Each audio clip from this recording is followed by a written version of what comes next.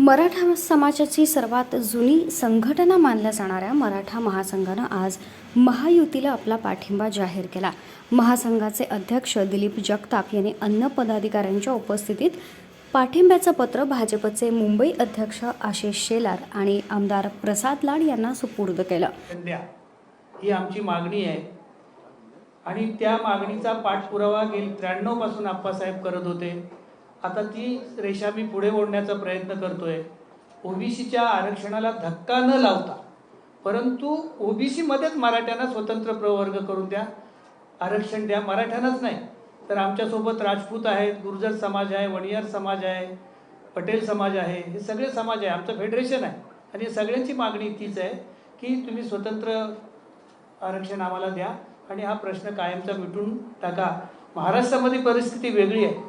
गेली 7-8 महिने OBC versus Maratha असा संघर्ष चाललाय की काय असं वातावरण आहे, परंतु मराठा महासंघाची पहिल्यापासून भूमिका आहे, आम्ही मोठा भाऊ आहे आणि मोठ्या भावाने लहान्याला दिलेलं त्याच्या ताटातनं काही काढून द्यावं ही आमची भूमिका आमच्या नेत्यांची ॲडव्होकेट शशिकांत पवार यांची कधीच नव्हती। आमची पहिल्यापासून मागणी आहे की आम्हाला ओबीसी मधूनच द्या, परंतु मर्यादा वाढवा आणि ती मागणी फक्त केंद्र शासनाच्या हातात आहे हे आम्हाला कळून चुकलं आणि म्हणून लाडसाहेब, शेलार साहेब, आम्ही तुम्हाला रिक्वेस्ट करण्यासाठी आलो की मराठ्यांची ही मागणी 34% महाराष्ट्रातल्या मराठ्यांची ही मागणी आपण केंद्रात आपलं सरकार येणारच आहे।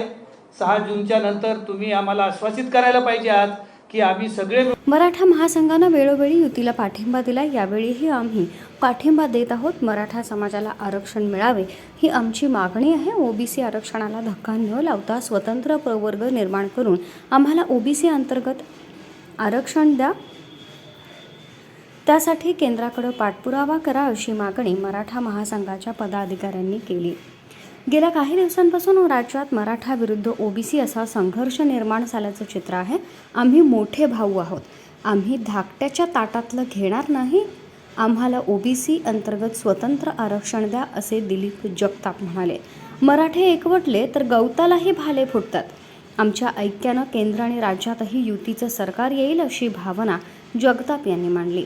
मराठा महासंघानं दिलेल्या पाठिंब्याबद्दल आशिष शेलार यांनी महासंघाला धन्यवाद दिले। देवेंद्र फडणवीस सरकारनं मराठा समाजाला आरक्षण दिलं होतं, आताच्या महायुती सरकारनं 10% आरक्षण समाजाला दिलं आहे। आपल्या मागण्यांबद्दल सरकार गंभीर आहे असं आशिष शेलार यांनी बोलताना सांगितलं।